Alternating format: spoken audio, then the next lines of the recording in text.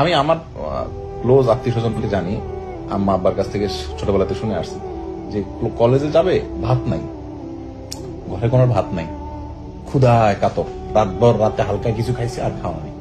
তো পাশের বাসার চাচি ভাত রানছে, ভাতের মাটা ওটা আনছে, চাচি মাটা ফালাইয়ার না আমাদেরকে দিয়ে, ওইটা 2-3 ভাই মিলে ভাগযোগ করে খেয়ে কলেজে যেত।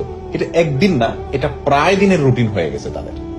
তারা এক একজন এখন ঢাকায় এক একজন অনেক বড় বড় পর্যায়ে আছে। একজন আছে সচিব, একজন আছে সাংবাদিক, কিন্তু বেশ টপ লেভেলের সাংবাদিক, সিনিয়র। এবং এমন এমন পর্যায়ে তারা এখন চলে গেছে যে গ্রামের মানুষ তাদেরকে সারা বছরে একবার ভাগে পায় না, যে একবার আমাদের এলাকায় যাবে, এই টাইমটা তাদের হয় না। এই লেভেলের ব্যস্ততার পর্যায়ে তারা চলে গেছে, কিন্তু তারা কিন্তু ওইটা করেছে। আর যাদের ভাতের মার খেয়ে এরা মানুষ হয়েছে, ইন্টারেস্টিং বিষয় হলো তারা এখন না খায় মরতেছে। ইভেন আমার মতো গরিব মানুষ তাদেরকে যে একটু হেল্প করা লাগতেছে। তাহলে খোলাসা কি দাঁড়ালো? আল্লাহ সুবহানাহু ওয়া তাআলা আমাদেরকে যে প্রেসার দেন, আমাদেরকে যে স্ট্রেস দেন, আমাদেরকে যে চাপ দেন, এই চাপগুলো প্রতিটা চাপ আমার তানভীর, সে ফর এক্সাম্পল তানভীর ব্যবসা করেন, ওনার ব্যবসায়িক লেভেলে চাপ আসছে, ওনার খুশি হওয়া উচিত এই জন্য যে আল্লাহ সুবহানাহু ওয়া তাআলা কিছুটা দিতে চাচ্ছেন। কি দিবেন সেটা ব্যবসায়ী দিবেন, নট নেসেসারি।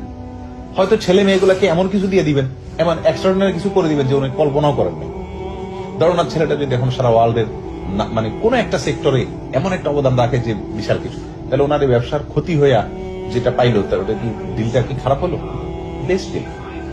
তো যাই হোক, আমাদের মানে ভাই এজ এ ডক্টর মনে করেন ক্যারিয়ার একটা বড় সমস্যা হইলো, তো আল্লাহ সুবহানাহু ওয়া তাআলা এর বিনিময়ে অন্য আর বেটা কিছু দিয়ে দিবেন ইনশাআল্লাহ।